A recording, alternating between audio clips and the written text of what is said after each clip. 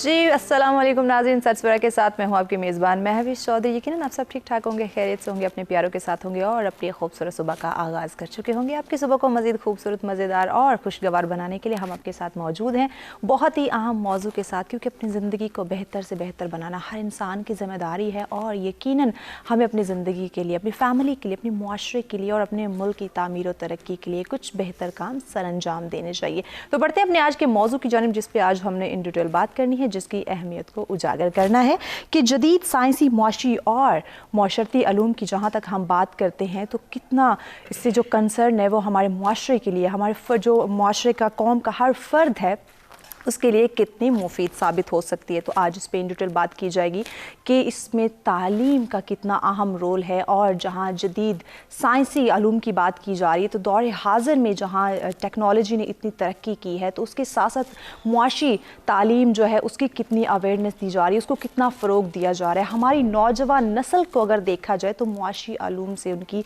बहुत ज़्यादा दूरी दिखाई देती है। हमारे कौम का हर फर्द, माशाअल्लाह अल्लाह पाक ने हर इंसान के अंदर बेशुमार सलाहियतें रखी हैं, तो उन सलाहियतों को उजागर करने के साथ साथ किस तरह वो अपने मुल्क की तामीर और तरक्की में अपना अहम रोल प्ले कर सकता है। अगर कौम का एक फ़र्द कामयाब होगा तो यकीनन मुआशरा खुशहाल होगा, अगर मुआशरा खुशहाल होगा तो यकीनन मुल्क खुशहाल होगा। तो आज हम इन डिटेल बात करेंगे, डिस्कस करेंगे कि जदीद साइंसी अलूम को मद्देनज़र रखते हुए, मुआशी अलूम को मद्देनज़र रखते हुए, मुआशरती अलूम को मद्देनज़र रखते हुए किस तरह हर फ़र्द जो है वो अपनी ज़िम्मेदारी को पहचान सकता है, अपनी ज़िम्मेदारी को समझ सकता है, बर वक्त उसको अदा कर सकता है और अपने साथ साथ वो मुआशरे को किस तरह तरक्की की राह पे गामज़न कर सकता है। और इसमें सबसे अहम रोल हमारी तालीम और तरबियत का है, हमारी अवेयरनेस का है, आगाही का है कि हर इंसान जो है वो इन तमाम चीज़ों से, मुआशरे के अंदर जो भी पहलू चल रहे, जो भी शोबा ज़िंदगी है उससे वो आगाह हो, अवेयर हो, उसको शऊर हासिल हो, ताकि वो बर वक्त और दुरुस्त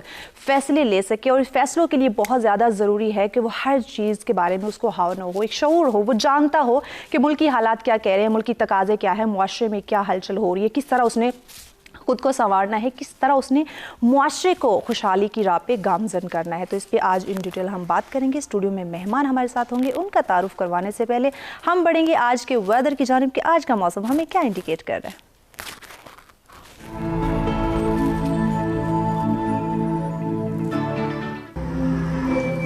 जी सबसे पहले बात करते हैं इस्लामाबाद की, जहाँ ज़्यादा से ज़्यादा 21 डिग्री सेंटीग्रेड और कम से कम 8 डिग्री सेंटीग्रेड।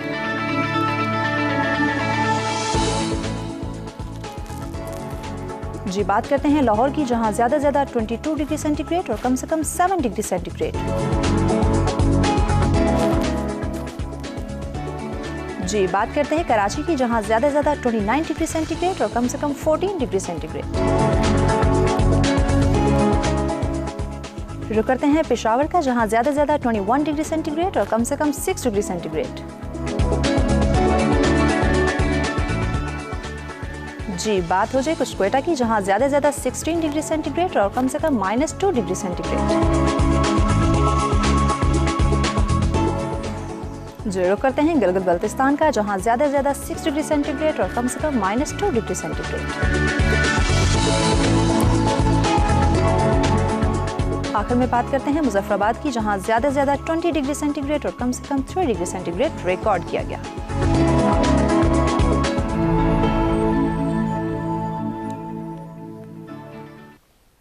जी वेलकम बैक नाज़रीन, ये जानिए आपने मौसम की सूरत हाल। और हमेशा हम बात करते हैं कि जहाँ बदलते मौसम को हम इंजॉय करना चाहते हैं, जहाँ बदलते मौसम से हम लुत्फ़अंदोज़ होना चाहते हैं, क्या ही बात हो अगर हमारी ज़िंदगी का मौसम भी खुशगवार हो जाए। और वो यकीनन तभी हो सकता है जब हम अपने वसाइल को मद्देनज़र रखते हुए अपने मसाइल को हल करने की कोशिश करेंगे और इसके साथ साथ अपनी ज़िम्मेदारियों को समझेंगे और भर वक्त उनको अदा किया जाएगा। बढ़ते स्टूडियो में मौजूद अपने मेहमानों की जानिब उनका तारुफ करवाते हैं ताकि जल्द अज जल्द अपने मौजू पर इन डिटेल गुफ्तगू का आगाज़ किया जाए। जी सबसे पहले जिन्होंने हमें ज्वाइन किया है जी। आप चेयरमैन पॉजिटिव पाकिस्तान हैं और माहिर तालीम हैं, प्रोफेसर आबिद इकबाल कारी साहब। अस्सलाम वालेकुम। वालेकुम में खुशामदीद कहेंगे जी। थैंक यू, शुक्रिया जी। उनके साथ तशरीफ़ फरमा है आप भी माहिर तालीम हैं, प्रोफेसर डॉक्टर आमना महमूद साहब। अस्सलाम वालेकुम, आपको भी खुशामदीद कहेंगे जी। उनके साथ तशरीफ़ फरमा है आप माहिर मुआशियात हैं, उमैर रज़ा साहब। अस्सलाम वालेकुम, आपको भी खुशामदीद कहेंगे। आप तीनों मेहमानों का बहुत शुक्रिया जो आपने हमें ज्वाइन किया। और नाज़रीन, आज के मौजू पे अगर आप हमें ज्वाइन करना चाहें, अपनी राय का इजहार करना चाहें या फिर हमारे मेहमानों से कोई बात करना चाहें तो लाइव कॉल के जरिए ज़रूर ज्वाइन कीजिएगा। नंबर आपकी स्क्रीन पे दिए जा रहे हैं। इसके साथ साथ ओवरसीज़ भी पार्टिसिपेट कर सकते हैं, अपनी राय का इजहार करना चाहते हो या फिर हमारे मेहमानों से कोई बात करना चाहते हो, नंबर आपकी स्क्रीन पे मौजूद है जी। प्रोफेसर आबिद साहब, आपकी तरफ आते हैं। जदीद साइंसी, मुआशी और माशरती उलूम की हमारी ज़िंदगी में कितनी अहमियत है, बयान कीजिए। वैसे देखें, जो अभी रिसेंटली सियालकोट में वाक़या हुआ है ना, तो उसके बाद मैं तो उस दिन से शॉक्ड भी हूँ और मैं ये सोच रहा हूँ कि जदीद सारे अलूम अपनी जगह पे, लेकिन क्या ऐसा नहीं है कि हमें अब कुछ थोड़ा इखलाकी तालीम, दीनी तालीम और इखलाकियात की तरफ लाने की भी ज़रूरत है। यानी मुझे वो रूमी का शेर याद आ रहा है, मौलाना रूमी का। उन्होंने कहा कि इल्म रा बर तन जनी मारे बवद, इल्म रा बर दिल जनी यारे बवद। कि इल्म को अगर तन के लिए इस्तेमाल करेगा, यानी सिर्फ साइंसी इल्म ही हासिल करता रहेगा इसलिए कि तुम्हारी मईशत बेहतर हो जाए, तुम पैसा कमा लो, तुम्हारी ज़िंदगी बेहतर हो जाए, दुनिया बेहतर हो जाए, लेकिन ये अलूम अगर सिर्फ इस नुक्ते नज़र से हासिल किए जाएंगे तो वो कोई फ़ायदा नहीं देंगे, वो सांप बन जाएंगे। और अगर तुम इसको अपनी इखलाकियात के लिए, अपने रूहानी, आप कह लें कि सफाई के लिए दिल की और अपने फ़िक्र की, तो फिर ये दोस्त बनेगा इल्म। तो एक तो ये मैं समझ रहा हूँ कि इस वक्त सारी कौम, बल्कि मैं तो कहता हूँ सब परेशान है कि यार ये क्या हम करते फिर रहे हैं। हमारे नौजवान ज़रा सा आपे से बाहर होते हैं तो उसके बाद उन्हें एक अजीब सी कश्मकश का शिकार हो चुके हैं। जी बिल्कुल ऐसे ही। तो एक यानी मैं तो कहूँगा कि शायद हम मतलब जहालत और तासुब के कंटेनरों में बंद हैं और हम जो है वो उसी को दुनिया समझ रहे होते हैं कि जो हमारे जहन में है कि जी यही दीन है, यही शायद जो है वो दुनिया के असूल व ज़वाबित हैं। तो ऐसा नहीं है, हमें निकलना चाहिए। इसमें कोई शक नहीं कि जदीद अलूम जो है ना, इसके बारे में मैं तो ये कहता हूँ कि हमारे एक साइंटिस्ट थे, उन्होंने तो ये रिसर्च की। उन्होंने कहा कि कुरान की कम अज़ कम 750 आयात गौर व फ़िक्र और तस्खीर कायनात से मुतल्लिक हैं। तो तस्खीर कायनात से क्या मुराद है, गौर व फ़िक्र से क्या मुराद है, रिसर्च। बिल्कुल। तो इसका मतलब ये है कि हम अगर रिसर्च नहीं करेंगे, हम अगर जदीद अलूम हासिल नहीं करेंगे तो हम पीछे रह जाएंगे। बिल्कुल। अगर कुरान कहता है ना तफक्कुर क्यों नहीं करते, तदब्बुर क्यों नहीं करते, गौर व फ़िक्र क्यों नहीं करते, अक्ल वालों के लिए बड़ी निशानी है। यानी कुरान ने जहाँ कहीं आप ये कहा ना कि अपने अंदर झांको, वहाँ ये भी कहा कि इस कायनात को भी हमने तुम्हारे लिए काबिल तस्खीर किया है।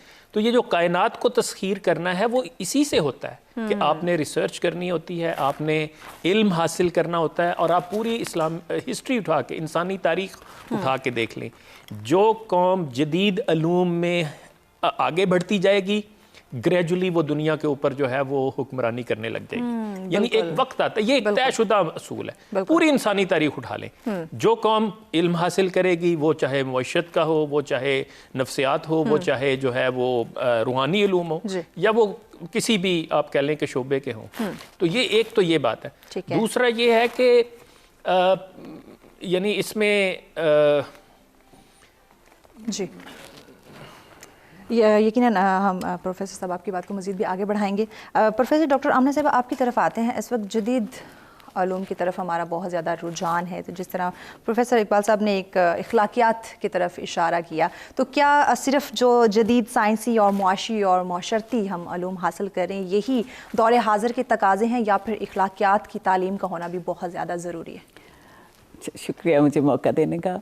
मेरा ये ख्याल है कि ये सारे लूम अपनी जगह बहुत अहम हैं। डेवलपमेंट के लिए आपको फ़िज़िकल साइंसेस पढ़ना ज़रूरी है, इकोनॉमी को कैसे मैनेज करना है, आपको माशियात पढ़ना बड़ा ज़रूरी है, सोशल रिलेशंस आपस में कैसे मैनेज करने हैं, इसके लिए सोशल साइंसेस बड़ी ज़रूरी हैं। ठीक है। लेकिन इस सब का एक बैलेंस भी चाहिए सोसाइटी में। वो कल मैं कहीं पढ़ी थी, हेगल ने कहा था ना, जो उसका कॉन्सेप्ट ऑफ डायलेक्टिक्स है, कि जब भी एक थीसिस आता है या एक पॉइंट ऑफ व्यू आता है तो उसका एंटायर पॉइंट ऑफ व्यू भी आता है। और जहाँ पे रोशनी होती है वहाँ अंधेरा भी होता है और वहाँ साए भी बनते हैं।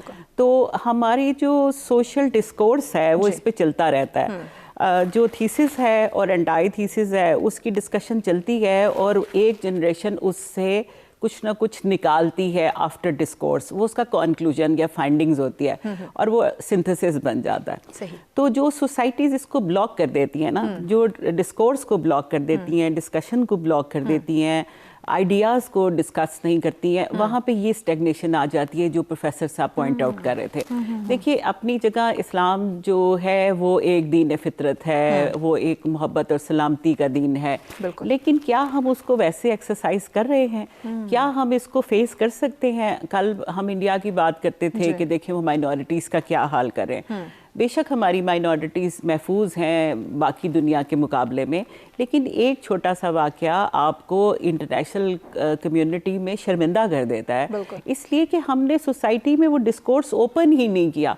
हमने वो जो लॉर्ड मैकॉले का सिस्टम था ना पढ़ाने का, कि हम स्टीरियोटाइप पढ़ाते हैं और बच्चे वो क्लर्क बन के बाहर निकल आते हैं, हमने उसको चेंज नहीं किया। हम अपनी क्लासेस में भी शायद अलाउ नहीं करते कि जहाँ पे एक डिस्कोर्स हो, कोई ऑपोजिट पॉइंट ऑफ व्यू आए, हम चैलेंज करना ही नहीं चाहते एक दूसरे को, और हम अपनी नई जनरेशन को ये स्पेस ही नहीं देते हैं। जब तक डिबेट नहीं ओपन होती, जब तक सोसाइटी में डिस्कोर्स नहीं होता, तब तक इनलाइटनमेंट नहीं आती, तब तक टॉलरेंस नहीं आती।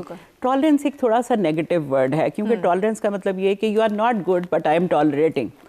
इसको हार्मनी से ज़्यादा अच्छा मेरा ख्याल है रिप्लेस कर लेना चाहिए, कि सोशल हार्मनी बहुत ज़्यादा ज़रूरी है, एक दूसरे को एक्सेप्टिंग अदर्स। बिल्कुल। और जब तक ये मौजूद ना हो तब हम, ये तो इंटरफेथ की बात हुई ना कि हमने दूसरे रिलीजन के बंदे को मारा, यहाँ पे तो इंटरफेथ हार्मनी नहीं है। डॉक्टर साहब आपकी बात को मजीद भी हम आगे बढ़ाएंगे, चूंकि एक ब्रेक की जानिब हमें बढ़ना है, हमारे साथ रहिएगा।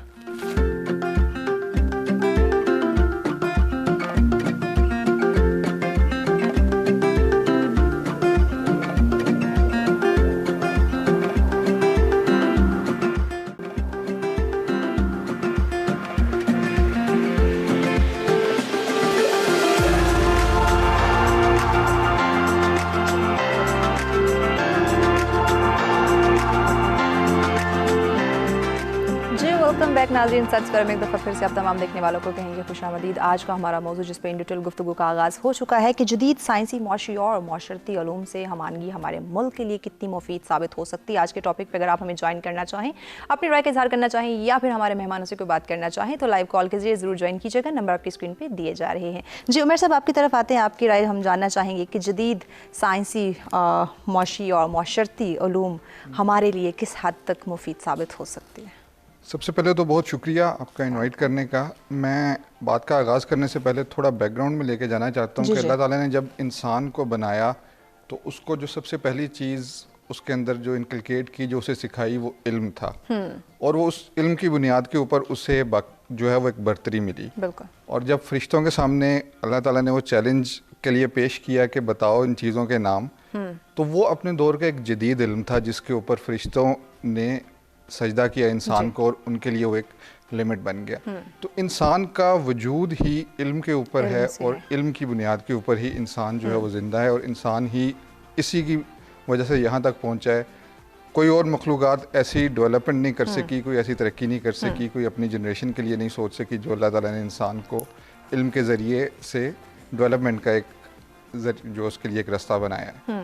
तो जदीद जो माशी उलूम हैं, जदीद जो हमारे माशरती उलूम हैं, मैं समझता हूँ कि एक सोसाइटी को चलने के लिए, एक इंडिविजुअल को चलने के लिए, एक मुल्क को चलने के लिए, एक कौम को चलने के लिए इतने ही ज़्यादा ज़रूरी हैं जितना उनका ज़िंदा रहना, जितना उनका सांस लेना, जितना उनका अपनी बाकी ज़रूरी ज़रूरियात को पूरा करना है। सही, ठीक हो गया। तो आप क्या समझते हैं कि अपने मुआशरे को या कौम के हर फर्द के ज़िंदगी में इल्म की कितनी ज़्यादा अहमियत है, और माशरती उलूम को मद्देनज़र रखते हुए हम कितना फ़रोग दे रहे हैं अपनी ज़िंदगी में इल्म को? क्यास की सिचुएशन तो बहरहाल मौजूद रहती है, लेकिन मैं समझता हूँ कि इसमें भी जो मुस्बत पहलू है वो ये है कि हम बहुत ज़्यादा सीख सकते हैं, हम बहुत ज़्यादा आगे बढ़ सकते हैं। ठीक है। बल्कि इस पर मुझे शेर याद आ गया कि ये बज़्म में है या कोताह दस्ती में है महरूमी, जो बढ़ के खुद उठा ले हाथ में मीना उसी की है। तो ये दुनिया स्टेज है, इसके अंदर जो हाथ पीछे करके बैठा रहेगा, जो जदीद उलूम नहीं सीखेगा, जो अपने आप को मज़ीद सिविलाइज नहीं करेगा, जो अपने आप को जो है वो कंपोज नहीं करेगा उस लिहाज से, वो पीछे रह जाएगा। बल्कि जो आगे बढ़ेगा दुनिया उसको चांस देगी और वही आगे बढ़ के जो है वो अपना अचीव कर सकता है। जो भी हमारे पैरामीटर्स हैं, जो भी माशरती पैरामीटर्स हैं, जो भी माशी पैरामीटर्स हैं, जो भी अचीवमेंट्स हैं, वो सारा कुछ इल्म की बुनियाद के ऊपर ही है। यकीन तो इस वक्त अगर देखा जाए तो हमारी नौजवान नस्ल जो है वो मुआशी उलूम से उसकी दूरी क्यों है? क्योंकि माहिर तालीम मौजूद है यहाँ पे, लेकिन एक क्यास तो है कि जी हमारे यहाँ जो तालीम दी जा रही है वो बिल्कुल ही एक फॉर्मल, जो मैडम ने लॉर्ड मैकाले की तालीम का जिक्र किया, तो जो इल्म है उसकी तरफ तो हम बढ़ते ही नहीं हैं। हम तो एक जो है सिर्फ तालीम के पैरामीटर के अंदर रहते हैं। और वो चीज़ें मैंने अपनी एजुकेशन के अंदर, या मैं बाकी लोगों को भी देखता हूँ कि वो मौशी उलूम या वो फाइनेंशियल स्टडीज़ जो आपको एक इंसान की बेहतर मौशी कारकर्दगी बनाती हैं, उसकी ज़िंदगी को एक पैरामीटर के अंदर लाती है, वो तो हमें सिखाई नहीं जाती हैं। ना ही हमारे एकेडमिया के अंदर सिखाई जाती है, ना ही इंडिविजुअल लेवल के ऊपर उसको सीखने का कोई रवाज है। आपने सुना होगा दुनिया में एक इंटेलिजेंस क्वोशेंट आया था जिसे IQ कहते थे, फिर इमोशनल क्वोशेंट आया जिसे EQ कहते थे। दुनिया में एक फाइनेंशियल क्वोशेंट है जिसे फाइनेंशियल इंटेलिजेंस क्वोशेंट भी कहा जाता है, कि आपकी इनकम क्या है, आपकी स्पेंडिंग क्या है, आपकी जो है वो फ्यूचर करियर क्या है, आपका रिस्क एंड प्रोटेक्शन क्या है, आपकी फाइनेंशियल प्लानिंग क्या है।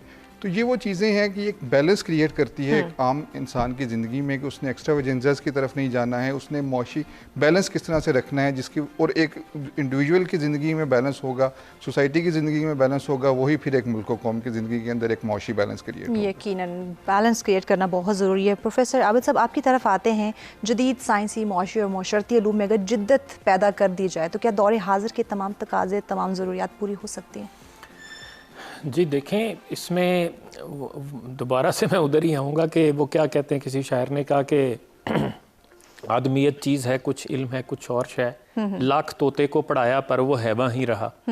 तो आपने अगर सारी जदीद अलूम जो है वो दे दिए और साथ आपने इखलाकियात ना पढ़ाई, तो इसका मतलब है कि आपने अच्छा इंसान तो नहीं बनाया ना। ये ऐसे ही है कि आप कहते हैं कि जी ये एक गन है, आप लेके आए हैं तो आपने उसका इस्तेमाल सिखा दिया, लेकिन अगर बंदे की इखलाकी तरबियत नहीं की तो इसका मतलब है वो गन का गलत इस्तेमाल भी कर सकता है, वो उस गन से चोरी डकैती भी जो है वो कर सकता है। तो ये असल में जो इल्म, जो हम जैसे मैडम ने भी कहा कि वो जो अदब से रिश्ता था ना, यानी हमने रूमी को तो पढ़ाया नहीं, हमने शेख सादी से रिश्ता तोड़ दिया, यानी एक बहुत बड़ा अदब का हमारा जो रिश्ता था वो फ़ारसी के ज़रिए साथ या अरबी के ज़रिए साथ, जो हमारा असल में आप कह लें कि इखलाकी बैंक था, तो वो तो इन ज़ुबानों के ज़रिए था, वो उसने जो है ना काट के रख दिया। बल्कि मुझे याद है कि मैंने तो ये पढ़ा कि इसमें मैडम शायद इसको करेक्ट कर सकें, 1835 में लॉर्ड मैकाले ने हाउस ऑफ कॉमन्स में जो स्पीच की, वो अभी भी अगर आप उसको सर्च करें तो वो मिल जाता है उसका टेक्स्ट। उसके अल्फाज ज़रा गौर करें, वो ये थे कि आई हैव मेड नहीं सॉरी, उसका ये था कि I have travelled across the length and breadth of India and I have never seen a beggar or a thief. कहता है मुझे पूरे बरे सगीर में ना कोई चोर मिला है और ना कोई फकीर मिला है। They have good mind, they have got good values. I don't think we would ever conquer this country unless we break their backbone, which is their culture and education system. जब तक हम इनके कल्चर और education system को नहीं बदलेंगे, हम इन्हें तस्खीर नहीं कर सकते, हम इन्हें गुलाम नहीं बना के रख सकते। बिल्कुल। तो ये जो है, ये एक तो इसमें कोई शक नहीं है, जैसे उमैर ने कहा कि जाहिर है इल्म ही के ज़रिए से आप अशरफुल मखलूक़ात हैं ना, अपनी अकल की बुनियाद पे। और दुनिया का असूल ये है, इस पे भी वो चांद और तारों का जो है ना वो कोई मुकालमा है इकबाल की पोएट्री में, तो वो तारे जो है ना वो कहते हैं चांद को कि यार ये क्या हम हर टाइम जो है वो दौड़ते रहते हैं, हमारी एक रूटीन में जो है ना वो हमें बैठने नहीं देता ये निज़ाम जो है ऐसा। तो वो फिर उसको जो है ना चांद जो है वो समझाता है कि जुम्बश में है ज़िंदगी जहाँ की, कहते हैं जिसे सुकून नहीं है। वो कहता है ये जो है ना मतलब change is the only constant. बिल्कुल। यहाँ तो आपने हर टाइम अपने दौड़ता है अशब ज़माना, खा खा के तलब का ताजियाना। अशब ज़माना ग्रे हॉर्स, वो कहता है ये जो ज़माने का ग्रे हॉर्स है ना, ये दौड़ते ही रहता है, ये रुकता नहीं है। बिल्कुल, क्यों नहीं जिंदगी है, रुकता? बिल्कुल ये इसको हम एक दौड़ में लगे, एक रेस में लगे हैं, लेकिन बेहतर कैसे बना सकते हैं आपकी बात को मजीद भी हम आगे बढ़ाएंगे। एक ब्रेक की जानिब बढ़ना है, देखते हैं सच सवेरा।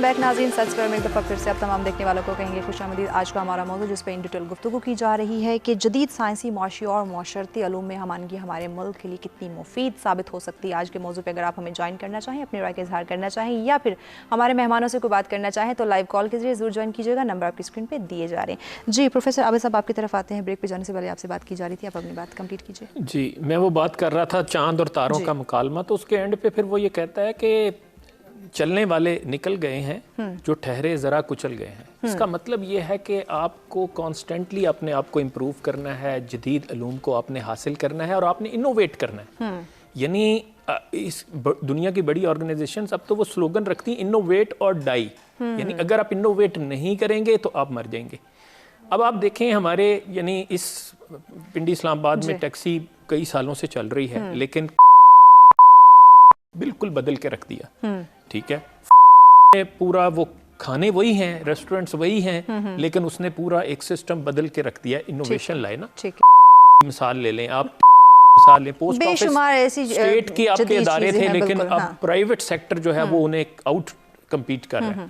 तो इसका मतलब है कि आप अगर इनोवेशन लाएंगे तो आप जो है वो छा जाएंगे, आप दुनिया पे हुक्मरानी करेंगे। सबसे बड़ी मिसाल इसकी मैं दिया करता हूँ, और आप ले लें वो नोकिया ने इनोवेट नहीं किया, ने किया तो वो छा गए। ठीक है, और एप्पल ने इनोवेट किया तो वो बेशुमार कंपनियां हैं जिनकी वजह से बहुत सारे अदारे हैं इस तरह से। तो एक तो ये है कि अब ये जो जदीद चीजें हैं, जो IoT की दुनिया, तो अब इंटरनेट ऑफ थिंग्स पे आ रही है ना, आप अपने बच्चों को, अपने यूथ को, अपने नौजवानों को अगर इसकी तालीम दें तो इसका, अब ये ग्लोबल विलेज है, आपके नौजवान जिसके पास इंटरनेट है, जिसके पास लैपटॉप है, मैं ये समझता हूँ वो घर बैठे थोड़ा से टेक्निकल चीज़ें अगर वो सीख ले, कोई स्किल्स एक्वायर कर ले, वो डिज़ाइनिंग हो, वो ग्राफिक्स क्या, वो जो वीडियो एडिटिंग हो, इस तरह के बेशुमार कोर्सेज हैं। इसमें नो डाउट हमारी गवर्नमेंट भी जो है वो फैसिलिटेट कर रही है,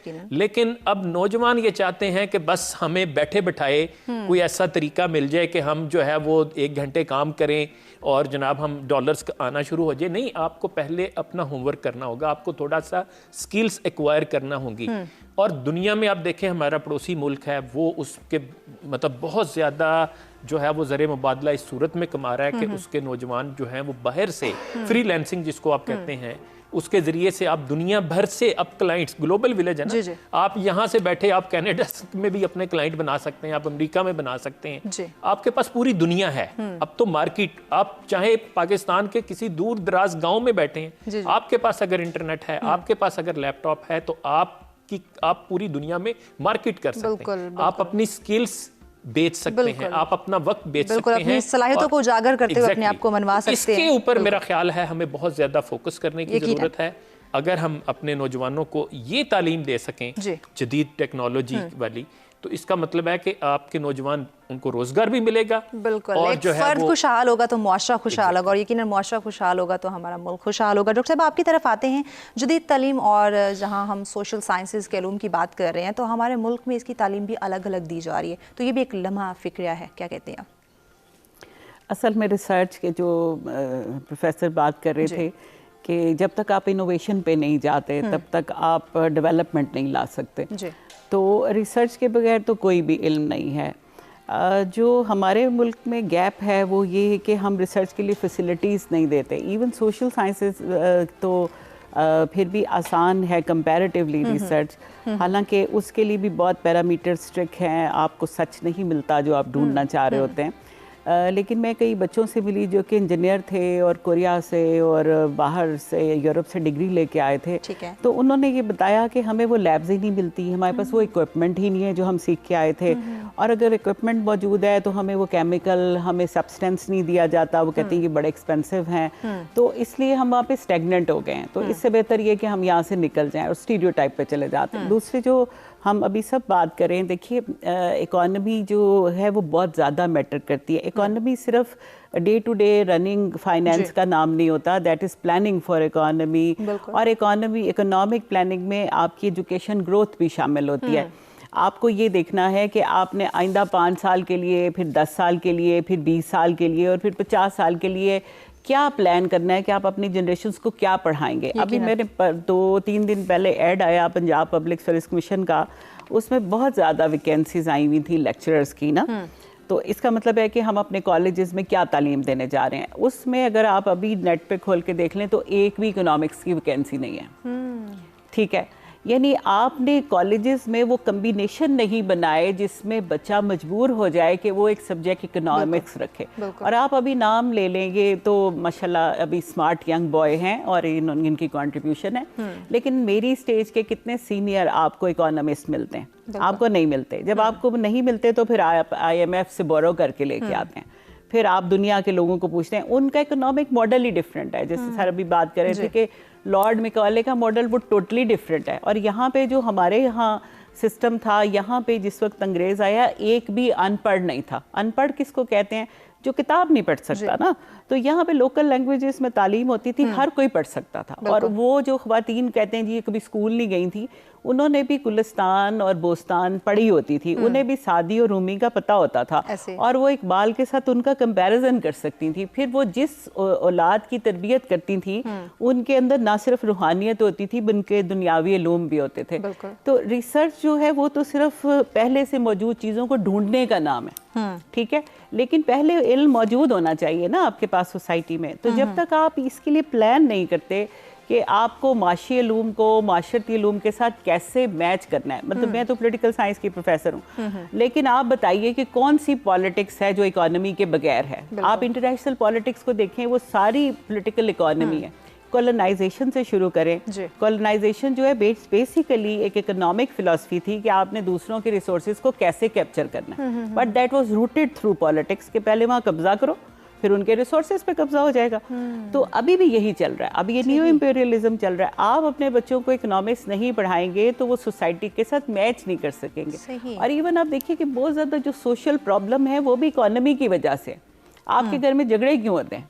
ये तो नहीं कि मोहब्बत नहीं है। जब आप अपने you can not meet both hands तो फिर झगड़े होंगे। तो इसका मतलब है कि हमें जो है ना वो बहुत, यानी हम एजुकेशनिस्ट हैं, लेकिन किसी लेवल पे जहाँ पॉलिसी बनती है वहाँ हमें ये प्लान करना है कि हम अपने कॉलेजेस में, स्कूल्स में जो कम्बिनेशन बनाते हैं कि बच्चे ने 2 पॉलिसी मेकर्स का बहुत अहम किरदार है उस कम्बिनेशन में हमें इकोनॉमी को भी डालना है। और इकोनॉमी तो एक हाउसवाइफ के लिए भी बड़ा ज़रूरी है, क्योंकि सबसे मुश्किल तो घर का बजट बनाना है। बिल्कुल बिल्कुल। घर से हमने आगाज़ करना है कि पहले अपने घर की जो सिचुएशन, जो माहौल है उसको, उसके अंदर तवाज़ुन बरकरार रखा जाए। उसके बाद जब हर फर्द, हर घर जो है वो खुशहाल होगा तो यकीनन वो मुल्क की तामीर और तरक्की के लिए अपने बेहतर जो रोल है वो प्ले कर सकेंगे, अपनी जिम्मेदारियों को बेहतर तरीके से सर अंजाम दे सकेंगे। मज़ीद भी अपने मेहमानों से इन डिटेल गुफ्तगू की जाएगी, लेकिन वक्त जब तक ब्रेक का हमारे साथ रहिएगा।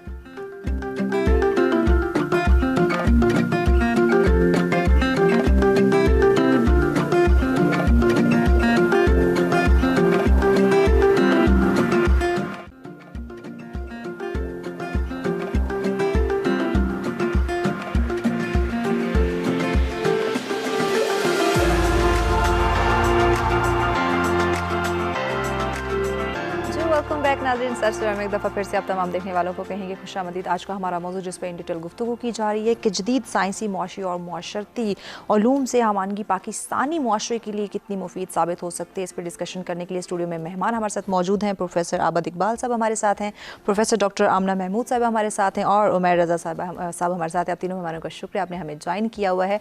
और नाज़रीन, आज के मौजू पर अगर आप हमें ज्वाइन करना चाहें, अपनी राय का इजहार करना चाहें या फिर हमारे मेहमानों से कोई बात करना चाहें तो लाइव कॉल के जरिए जरूर ज्वाइन कीजिएगा। नंबर आपकी स्क्रीन स्क्रीन पे दिए जा रहे हैं। उमर साहब, आपकी तरफ आते हैं। अगर हम पाकिस्तानी मईशत को मुंसलिक करें डॉलर के उतार चढ़ाव से, तो कितनी इस बात में सच्चाई है? देखिए, सच्चाई तो बहरहाल क्या है कि वो मुनीर नियाज़ी ने कहा था, हम जो नाखानदा हैं तो चलो आओ पढ़ें। वो जो दीवार पे लिखी हुई तहरीरें हैं, तो हर रोज़ हर दीवार पे जो है वो डॉलर का उतार चढ़ाव जो है वो हमें नज़र आ रहा होता है जी। और बेसिक मसला तो जो बनता है हमारी जैसी इकोनॉमीज़ के अंदर, हमारा बैलेंस ऑफ पेमेंट हमेशा से आउट रहा है, क्योंकि हमारी एक्सपोर्ट्स ना होने के बराबर होती हैं और इम्पोर्ट्स में भी एक्स्ट्रा वेजेंजस की इम्पोर्ट है हमारी। हम लग्जरीज आइटम को इम्पोर्ट कर रहे हैं, हम एक अच्छी महंगी ब्रांड्स को इम्पोर्ट करते हैं, हम महंगी गाड़ियों को इम्पोर्ट करते हैं, जिसकी वजह से हम एक क्राइसिस का शिकार रहते हैं। और अनफॉर्चुनेटली वो चीज़ें जो हम एक्सपोर्ट कर सकते हैं, हमारे अंदर जो हमारी इंडिजीनियस क्रॉप्स हैं, हमारे हम जो बाकी डिफरेंट आइटम्स यहाँ से एक्सपोर्ट कर सकते हैं, उसको यहाँ पे मैनेज नहीं किया जाता। हमारे पास अच्छे स्टोरेजेस नहीं हैं, जो हमारे फार्मर्स हैं उनको अवेयरनेस नहीं दी जाती, उनकी टेक्निकल ट्रेनिंग नहीं की जाती है, जिसकी वजह से बहुत ज़्यादा लॉस होता है, वेस्टेज बहुत ज़्यादा होता है। और इन बहुत मतलब एक अफसोस की बात है कि एग्रीकल्चर कंट्री होते हुए हमें मोस्ट ऑफ द टाइम बाहर से हमें बहुत सारी चीज़ें जो हमारी डेली रूटीन की हैं, जो हमारी अशियाई खुर्दोनोश हैं, वो हमें इम्पोर्ट करनी पड़ती हैं। तो उसकी नतीजे में हमारा बैलेंस ऑफ पेमेंट आउट होता है। हमने ऊपर से जब हमने इंटरेस्ट पे करना होता है IMF को, वर्ल्ड बैंक को, उसकी वजह से हमारा जो एक आउटफ्लो है डॉलर का, हाँ। और वो रेट ऑलमोस्ट ऊपर ही जाता रहता है। और सबसे बड़ा मसला जो लग्जरी आइटम्स और लग्जरी कार्स का है, अभी गवर्नमेंट ने आके इसके ऊपर पाबंदी लगाई है। अगर यही आज से 10-20 साल पहले लग चुकी होती तो हमारी जो इंडिजीनियस ऑटोमोबाइल इंडस्ट्री थी वो ग्रो कर चुकी होती। हमने बाहर से गाड़ियां मंगवानी शुरू की, उनके साथ कॉन्ट्रैक्ट किए। उन्होंने क्या किया, यहाँ पर आके बड़ी बड़ी ब्रांड्स ने अपनी फैक्ट्रीज लगाई, सारा कुछ वो बाहर से लाते हैं, सिर्फ यहाँ पर उसको असेंबल करते हैं, आपको गाड़ी देते हैं और सारा जो आपका डॉलर है वो यहाँ से अपने मुल्क में ले जाते हैं। उसकी वजह से हमारी जैसी जो इकोनॉमी है, वो डॉलर का रेट आपके सामने ही है कि जो वैल्यू है डिवैल्यू होते होते इस वक्त हम कहाँ पर खड़े। तो एक मजबूत आलमी मईशत की तरक्की की अगर हम बात करें तो इसका आगाज़ कैसे किया जाए? दुनिया ने जो भी मौशी तरक्की की है वो नॉलेज बेस्ड इकोनॉमी के ऊपर की है, जिसके अंदर सबसे पहले नॉलेज था, फिर इंफॉर्मेशन है, फिर हाई स्किल्स है। कि आपने एक स्किल्स तो देनी है, लेकिन आपने एक इंटरनेशनल स्किल लेवल की स्किल्स देनी है, एक हाई लेवल की स्किल्स देनी है। और जो इस वक्त मैं समझता हूँ हमारे पास पोटेंशियल है, जो हमारे पास इस टाइम पे यूथ है, जो हमारे पास मॉडर्न माइंड्स हैं, हम उनको जितना ज़्यादा डिजिटली, हम उनको जितना ज़्यादा हाईली स्किल्ड करेंगे, हम उस नॉलेज की बेस के ऊपर एक इकॉनमी खड़ी करें जो पाकिस्तान के अंदर एक अच्छा जो है वो इनपुट लेके आए। ठीक है, हमारे कुछ लोग बाहर जाते हैं, हमारा एक बैलेंस उसके अंदर क्या कहते हैं रेमिडेंस आती है, वो एक सोर्स है, लेकिन हम पूरी इकोनॉमी को उसके ऊपर बेस नहीं कर सकते। हमें विद इन द कंट्री एक ऐसे हमें एक इकोसिस्टम डेवलप करना है, जिसके नतीजे में हमारा जो इनफ्लो है इकोनॉमी का, जो हमारा फॉरेन रेमिटेंसेस हैं, जो हमारी एक स्टैंडर्डाइजेशन है, वो इंक्रीज हो। सही हो गया। प्रोफेसर आबिद साहब, आपकी तरफ आते हैं। अगर हम अपने नौजवान नस्ल की बात की जाए, इन तमाम अलूम को कैसे उनके लिए आसान बना सकते हैं ताकि ज़्यादा से ज़्यादा इन अलूम को फ़रोग दिया जाए? मैं तो मैडम ये अक्सर सोचता हूँ कि हमारे अभी भी लोग जो हैं वो अंग्रेज़ की बड़ी मिसालें देते हैं और बड़ी तारीफ़ें करते हैं, और मैं तो सही पूछें तो गुस्से में आ जाता हूँ और मैं कहता हूँ कि ग़ुलामी के बदले कोई हमारी सोने चांदी की सड़कें भी बना देना, तो ये घाटे का सौदा है। बिल्कुल। और अफसोस ये है कि उस ग़ुलामी से हम अभी तक निकल नहीं सके। हम दुनिया में वो अनोखी कौम है जो ये समझते हैं कि अंग्रेज़ी के ज़रिए तरक्की हो सकती है। यानी ये तरक्की ना जर्मनों ने की है, ना फ्रांसीसियों ने की है, ना खुद अंग्रेज़ों ने, चलें वो तो खुद उनकी ज़ुबान वही हो गई। आप चाइना को ले लें, आप जापान को ले लें, आप मतलब दुनिया का कोई, आप इटली को ले लें, दुनिया का कोई, आप स्कैंडिनेवियन कंट्रीज को ले लें, दुनिया का कोई मुल्क नहीं है जिसने अपनी ज़ुबान छोड़ के किसी दूसरे ज़ुबान में तरक्की की हो। लेकिन हम बज़िद हैं कि हमने अंग्रेज़ी के ज़रिए तरक्की करनी है। मैं आपको कल की मिसाल देता हूँ। मेरे एक टीम मेंबर हैं सलमान खटक, वो जॉब के साथ साथ जो है अल्लामा इकबाल ओपन यूनिवर्सिटी से कोई डिग्री भी कर रहे हैं। तो कल उन्होंने मुझे एक किताब भी दी अपनी, और बड़े खुश होकर वो मुझे बता रहे थे जी क़यादत के औसाफ। अब मैं ये सोच रहा था कि अगर ये किताब अंग्रेजी में होती तो ये कभी भी मुझे ना बताता कि लीडरशिप ट्रेट्स क्या है। अब वो चूंकि उर्दू में थी तो उसने उसको पढ़ा तो उसको आसानी, अच्छा इसी तरह वो मुझे सब्जेक्ट बता रहा था कम्युनिटी डेवलपमेंट। तो वो उसने मुझे बहुत सारे पॉइंट्स बताए कि जी एक मुआशरा कैसे तश्कील पाता है, हम रज़ाकाराना काम कैसे कर सकते हैं, हम मुआशरे में बेहतरी कैसे ला सकते हैं, हम लोगों की ज़िंदगियों को कैसे बेहतर कर सकते हैं। तो मैं सोच रहा था कि ये किताब चूंकि उर्दू में है इसलिए इसको आसानी से समझ आ गई है, और अगर ये अंग्रेजी में होती तो ये रट्टा तो लगा लेता, पास तो कर लेता, लेकिन ये कभी भी इस तरह से चीज़ों को समझ ना पाते। अब हमारा एक अलमिया ये है कि जो बंदा 4 अंग्रेजी के जुमले बोलता है, हम कहते हैं ये 30 मार खां है, ये कोई दानिश्वर है। यानी जो चीज वाया ऑक्सफोर्ड कैम्ब्रिज आएगी इसमें कोई विजडम है। हालांकि मैं समझता हूँ आज हाउस ऑफ लॉर्ड्स में अगर वो रूमी के ऊपर सेशंस कराते हैं तो इसलिए कि वो समझते हैं कि हमारा ये जो अदब है, ये जो इखलाकियात है, ये कौमों को बनाता है। डॉक्टर इंजीनियर कौमों को नहीं बनाया करते, वो पुल बनाते हैं, वो बिल्डिंगें बनाते हैं, और मुआशरे जो हैं वो बिल्डिंगों से नहीं बनते, वो मुआशरे जो हैं वो इखलाकियात से बनते हैं, वो इक़दार से बनते हैं। तो ये सारी चीज़ें हमारा जो एक आप कह रहे हैं रिच लेगेसी है, वो तो हमारा अरबी में है या फारसी में। तो मैं ये समझता हूँ कि हमें अपनी ज़ुबान की तरफ आना चाहिए, हमें अपनी ज़ुबान में चीज़ों को आसान करके पेश कर। मैं ये नहीं कहता कि अंग्रेज़ी को छोड़ दें, इंटरनेशनल लैंग्वेज है, आपने उसको हासिल करना है, लेकिन खुदा के लिए इस जहनी गुलामी से निकलें। इकबाल ने इसके बारे में कहा था, बंद बरपा नीस बर जानो दिलस, मुश्किल अंदर मुश्किलस्त, कि बेड़ियां हमारे हाथों पांव पे नहीं, हमारे दिलो दिमाग पे अभी तक पड़ी हुई हैं। बिल्कुल। और हम समझते हैं कि ये अब वहाँ से तरक्की होनी है, तरक्की वहाँ से नहीं होनी। खुदारा इस जहनी गुलामी से निकलें, इन चीज़ों को आसान करें अपनी कौम के लिए। और मैं ये समझता हूँ जितना पोटेंशियल है, हम अगर एटम बम बना सकते हैं तो क्या हम चॉकलेट नहीं बना सकते? जो मैडम कह रही थी कि भाई चॉकलेट भी खाने के लिए हम बाहर से मंगवा रहे हैं, हम जो है वो एक अपने टमाटर नहर में बहा रहे हैं, और अमेरिका से जो है वो उनकी वो सॉस और वो जो केचप है वो हम मंगवा के खा रहे हैं। यानी आप अंदाजा करें ये कितनी बड़ी बदकिस्मती है कि हम अपने टमाटर फेंकें और उनसे जो है वो ये बात हमारे लिए बहुत ही गौर व फिक्र करने की ज़रूरत है। हमें काबिल फ़िक्र है कि हम हमारे मुल्क जो कि एक हम तरक्की पजीर क्यों कहला रहे हैं, क्यों इसी वजह से कि हम अपने ज़िम्मेदारियों को नहीं समझ पा रहे, अपने जो काम हमें सर अंजाम देने चाहिए अपने मुल्क की तामीर और तरक्की के लिए, उसमें कहीं ना कहीं कोताही बरत रहे हैं। तो किस तरह इंसान अपनी ज़िम्मेदारी को समझ सकता है, अपने आप को कामयाब बनाने के लिए, अपने मुल्क को कामयाब बनाने के लिए किस तरह वो अपनी तमाम खिदमत जो है वो सर अंजाम दे सकता है। इसमें मज़ीद भी बात करेंगे, लेकिन वक्त जाता है ब्रेक का, हमारे साथ रहिएगा।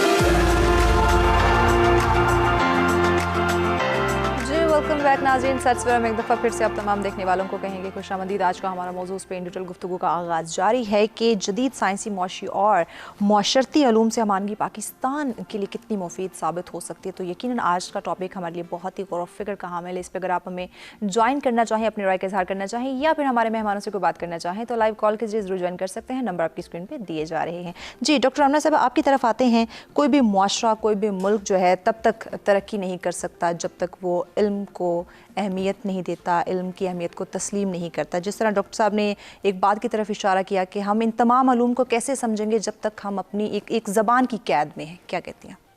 जी बिल्कुल ऐसे ही है। हम क्रिएटिविटी उस ज़ुबान में होती है जिसमें हम सोचते हैं, और वो हमारी अपनी ज़ुबान हो सकती है।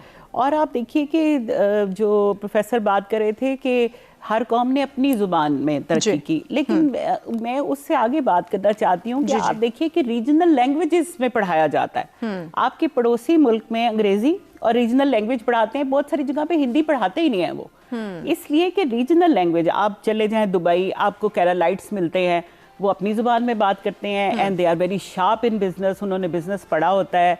और इटालियन की जैसे बात करे थे, बेल्जियम के, सब लोग अपनी लैंग्वेज बोलते हैं, and they are not apologetic absolutely. और हम इस बात पे हैं कि जहाँ पे हम सारे पाकिस्तानी भी बैठे होते हैं वहाँ पे हम अंग्रेज़ी में गुफ्तगू करना शुरू कर देते हैं, और हम उसको जज ही यहाँ पे करते हैं। हम जब बेशुमार सिलेक्शन बोर्ड में मैं बैठती हूँ, बेशुमार यूनिवर्सिटीज़ के पैनल्स पे, तो जब हम जाते हैं बच्चे को जज ऐसे करते हैं कि ये अपने आप को अंग्रेज़ी में कैसे एक्सप्रेस कर रहा है, और हम कंटेंट पे नहीं जाते। तरक्की आप कंटेंट से करते हैं, जो आप पढ़ रहे हैं वो सब्जेक्ट मटीरियल है, जो आपके थॉट प्रोसेस को प्रोवोक करता है। पुराने ज़माने की बात है, हम साइंटिफिक सोसाइटी की बात करते हैं, सर सैयद ने बनाई और उन्होंने किताबें उलूम ट्रांसलेट करने का काम किया। 50 किताबें कोई की, वो बड़ी सेलिब्रेटेड है, लेकिन अलूम को दूसरी ज़ुबान में ट्रांसफ़र करना कोई आसान नहीं है। आप देखिए कि जो ग्रीक नॉलेज था वो अरबों ने ट्रांसलेट किया, और उसके बाद सलीबी जंगों के बाद वो यूरोप में चला गया, और यूरोप की तरक्की उस नॉलेज की वजह से हुई, रेनेसेंस उसकी वजह से हुई जो अहिया हुआ अलूम का, तो इसलिए कि उन्होंने अपनी ज़ुबान में ट्रांसलेट कर लिया। हम पूरा का पूरा ट्रांसलेट ना करें, अंग्रेज़ी की टर्म्स को अंग्रेज़ी में रहने दें और जुमले उर्दू में कर लें, और हम इस बात पे शर्मिंदा ना हो। मतलब मैं जैसे जिस पोजीशन पे हूँ, अगर मैं उर्दू में बात कर रही हूँ, आप पूछ लें कि कोई फॉरेनर नहीं बैठा हुआ, तो आप उर्दू में बात करें और आप इस पे फ़ख्र करें, ताकि आपके बच्चे आपसे सीखें कि वो इस प्रोफाइल के लोग हैं और उर्दू में बात करें। हमारे यहाँ तो ये कि हम समझते हैं कि जैसे जो उर्दू में बोलता है शायद वो लो प्रोफाइल है, और उर्दू बोलना और गलत उर्दू बोलना ये फैशन में शामिल है। हमारे देखें डीजेस जो होते हैं वो इस तरह से बात करते हैं जैसे अभी अभी ताज़ा ताज़ा यूरोप से लैंड किए हैं, हालांकि वो बाटी दरवाजे में भी कभी नहीं बाहर नहीं निकले होते उससे। तो ये फैशन में शामिल है। हम फख्र करते हैं इस बात पे कि मेरे बच्चों को उर्दू नहीं आती, इसको अंग्रेजी बहुत अच्छी आती है। अल्टीमेटली सोचना तो आपने उर्दू में है, या तो आप सोचना ही अंग्रेजी में शुरू कर दें। दूसरी बात में जो मैं उमैर बात कर रहे थे, मैं इनको अप्रिशिएट करती हूँ, उन्होंने बड़ा अच्छा पॉइंट उठाया।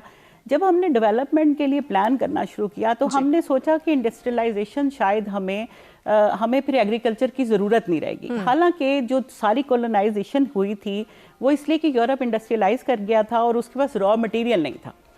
रॉ मटेरियल कहाँ से आता है? एग्रीकल्चर से आता है और नेचुरल रिसोर्सेज से आता है, ठीक है, और जंगलात भी वो नेचुरल रिसोर्सेज। लेकिन उस सब को मोबिलाइज करने के लिए ह्यूमन रिसोर्स बड़ा इंपॉर्टेंट। हमने ह्यूमन रिसोर्स पे तो तवज्जो ही नहीं दी।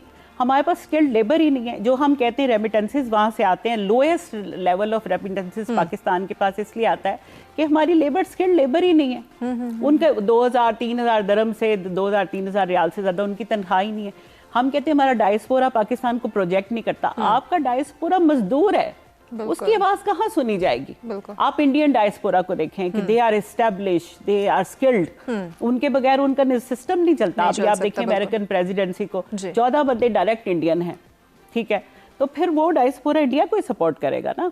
आप किसी लेवल पे भी काम नहीं कर रहे, ह्यूमन रिसोर्स पे आप काम ही नहीं कर रहे। आपके पास अभी पाकिस्तान के लिए ये लेटेस्ट न्यूज़ है कि हमारा कोयला पड़ा ज़मीन में सड़ गया है, इसलिए कि हमने कोयला निकाला ही नहीं, हमारे पास वो स्किल था ही नहीं। जो अंग्रेज ने कानें बना दी थी, हम उसे कोयला निकालते रहते हैं बस। तो इनफैक्ट हमें ह्यूमन रिसोर्स डेवलप करना है और उसके लिए हमें अपनी जुबान में तालीम देनी है, अपनी जुबान में तरबियत देनी है, वोकेशनल एजुकेशन पे जाना है, एग्रीकल्चर को स्ट्रॉन्ग करना है। और ये जो डॉलर हम दालें कनाडा से मंगाते हैं, वो खिता जो बरसगीर का अनाज घर था वो दालें कनाडा से मंगाता है। हर घर में एक भैंस होती थी, बकरी होती थी और घर का दूध होता था, हमसायों को भी लस्सी दी जाती थी। और अब हम ऑस्ट्रेलिया से दूध मंगाते हैं और पता नहीं वो हलाल भी है कि नहीं है, ठीक है। तो हमें बहुत हाई लेवल पे जाके ब्रेनस्टॉर्मिंग करनी है, हमें पॉलिसी बनानी है कि मौजूदा रिसोर्स को भी मोबिलाइज करना है और अपनी ज़ुबान में लैंग्वेज को रख के साइड पे कंटेंट पे जाना है, लोगों को सिखाना है और ह्यूमन रिसोर्स जनरेट करना है। आप बेशक जितना मर्जी टेक्नोलॉजिकली एडवांस हो जाएं, जब तक आप चीज़ों को अपनी सोसाइटी के मुताबिक एडजस्ट नहीं करते, रिलेट नहीं करते, तब तक आप तरक्की नहीं कर सकते। आप कोई भी मॉडल बाहर से उठा के ले, that is my point. Umair साहब, आपके समझते इस वक्त मुआशी तालीम को हमारे मुल्क में कितना फ़रोग दिया जा रहा है? और अगर हम बात करें 2021 की, तो मईशत के लिहाज से आप इसको कैसे देख रहे हैं? सबसे पहले जहाँ तक मुआशी तालीम की बात का मैं पहले भी जिक्र कर चुका हूँ कि हमने बिल्कुल एकेडमिया में कुछ फोकस कर दिया और तालीम को हमने जब रोज़गार के साथ मुंसलिक कर दिया तो वो जो एक्चुअल तालीम जो इल्म देना चाहिए था, जो दिया जा सकता था, वो अनफॉर्चुनेटली नहीं दिया जा रहा। और फिर एक जनरेशन उसके ऊपर खड़ी हो गई जो सिर्फ एक जो है ना कि वो स्किल बेस्ड थी, ना वो प्रॉपरली एजुकेटेड थी, तो एक जो है ना क्या कहें कि क्योस की कंडीशन जो है वो क्रिएट हो गई है। और जहाँ तक बात है 2021 की, आप इकोनॉमी की बात कर रही हैं, अब तो इख्तिताम पे ऑलमोस्ट हम खड़े हैं और एक बहुत अनसर्टेन सिचुएशन रही कोविड की वजह से। हर क्राइसिस में अपॉर्चुनिटीज़ होती हैं, इसने दुनिया को एक नया रंग दिखाया है, जिंदा रहने का एक नया तरीका दिखाया और बड़े बड़े चैलेंजेस का सामना हुआ, पूरी दुनिया एक तरह से ब्लॉक हो गई। देन वो एक अभी भी एक अनसर्टेनिटी की कंडीशन चलती रहती है, थोड़ा सा बेहतरी आती है, देन फिर कोई ना कोई उसकी वेव सामने आ जाती है। तो अब अगर दुनिया में इस न्यू नॉर्मल हमने इसके साथ चलना है तो हमने अपने आप को इसके साथ प्लान करना है, अपनी इकोनॉमी को इसके साथ सिंक्रोनाइज करना है। बहुत सारी चीज़ें मैं अब देख रहा होता था, इससे पहले डिजिटली नहीं होती थी, लेकिन हम लोग बहुत ज़्यादा उसको डिजिटली कर रहे हैं। अब हर बंदा इसको यूज़र फ्रेंडली होता जा रहा है। तो आने वाला टाइम डिजिटल स्किल्स का दौर है, डिजिटल इकोनॉमी का दौर है। हमने उसी में अपने आप को प्रिवेल करना है, उसी में हमने सीखना है। ठीक है, आने वाला वक्त डिजिटल का वक्त है। आपकी बात को मजीद भी हम आगे बढ़ाएंगे, चूँकि एक ब्रेक की जानिब हमें बढ़ना है। हमारे साथ रहिएगा।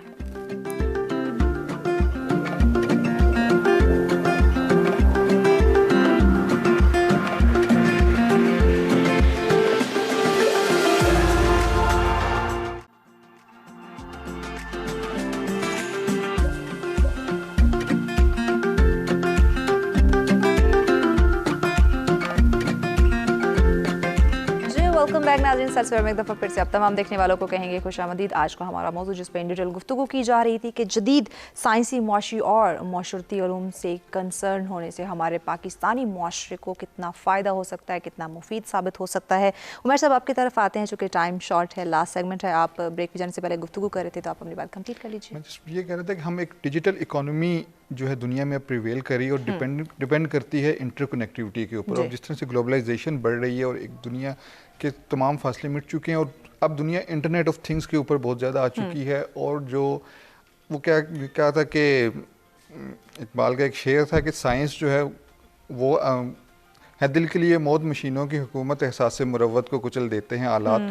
तो जो आर्टिफिशियल इंटेलिजेंस है, जो रोबोटिक साइंसेज हैं, अब वो इस हद तक डेवलप हो चुकी हैं कि वो जो राब्ते हैं, वो जो आपकी कनेक्शंस हैं, आप ये देखेंगे एक बच्चा जो अपने रूम के अंदर बैठा होता है, पूरा दिन घर से बाहर नहीं निकलता, लेकिन वो सबके साथ वेल कनेक्टेड होता है। वो उसके पास इंफॉर्मेशन हमसे ज़्यादा होती है, उसके पास जो है कनेक्टिविटी ज़्यादा होती है, बजाय उसके कि वो लोग, वो जनरेशन जो सुबह घर से बाहर जाती थी और रात को वापस आती थी। तो अब ये इतना बड़ा चेंज आ रहा है। और बल्कि मैं एक दफ़ा एक ट्रेनिंग अटेंड कर रहा था, तो उनका कहना ये था कि हम जो अमेरिका से ट्रेनर आई हुई थी, उनका कहना यह था कि अब हम इस पे रिसर्च करेंगे, जो अगली जनरेशन है इसको ऑफिस में बुला के काम कैसे लेना है, कि पूरी दुनिया वर्क फ्रॉम होम के ऊपर इतना ज़्यादा जो है वो शिफ्ट हो जाएगी। तो ये जो शिफ्ट आ रहा है इकोनॉमी पूरी दुनिया के एक बिहेवियर के अंदर, क्योंकि और एक बिहेवियर इकोनॉमिक्स के अंदर चेंजेस आ रही हैं, उसके लिहाज से हमें अपने आप को ट्रेन करना, हमें अपने यूथ को उस हिसाब से ट्रेन करना, अपने अंदर वो एक अडेप्टेबिलिटी लेकर आना कि ये ना हो कि बाकी चीज़ों की तरह हम सबसे एंड पे उसकी लाइन में खड़े हों, बल्कि हम पहले से तैयार हों और वेल एजुकेटेड हों कि हमने उसको किस तरीके से रिसीव करना है। बिल्कुल